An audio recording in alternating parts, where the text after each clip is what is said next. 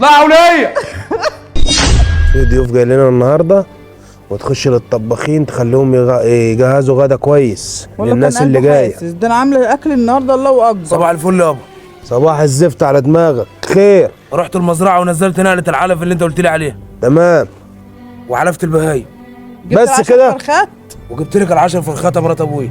بقول لك قبل ما نخش، حواراتك انت ومرات ابويا مع بعض تقعدوا مع بعض وتوقعونا وابويا في بعض في الاخر؟